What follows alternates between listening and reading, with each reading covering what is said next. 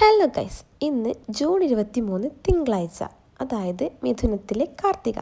ഇന്നെൻ്റെ പിറന്നാളായിരുന്നു, അതായത് star birthday. നമ്മളൊക്കെ ഇപ്പോൾ ഡേറ്റ് ഓഫ് ബർത്ത് ആണ് നോക്കാറ്. സോ എനിക്ക് പിറന്നാളൊന്നും അറിയില്ല. പിറന്നാളിനോടനുബന്ധിച്ചിട്ടല്ല നമ്മൾ ആക്ച്വലി അമ്പലത്തിൽ വന്നത്. 2-3 ദിവസം മുമ്പേ നമ്മൾ അമ്പലത്തിൽ വരാൻ വേണ്ടി പ്ലാൻ ചെയ്തിരുന്നു.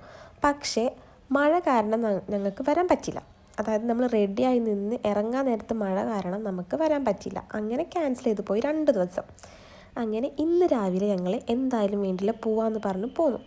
പക്ഷേ ഇന്നെൻ്റെ പിറന്നാളെന്നുള്ള കാര്യം എനിക്കറിയില്ലായിരുന്നു. അപ്പോൾ പറയുകയാണെങ്കിൽ കറക്റ്റ് 1 വർഷത്തിന് ശേഷമാണ് ഇന്ന് ഞാൻ വീണ്ടും ഈ അമ്പലത്തിൽ വരുന്നത്. കറക്റ്റ് 1 വർഷം എന്ന് പറയാൻ കാരണം കഴിഞ്ഞ എൻ്റെ പിറന്നാളിന് ഞാൻ ഈ അമ്പലത്തിൽ വന്നിട്ടുണ്ടായിരുന്നു. അന്നെടുത്ത ഫോട്ടോ ആണ് ഇപ്പോൾ എൻ്റെ ഫോണിൻ്റെ വാൾപേപ്പറായിട്ട് കാണിച്ചത്.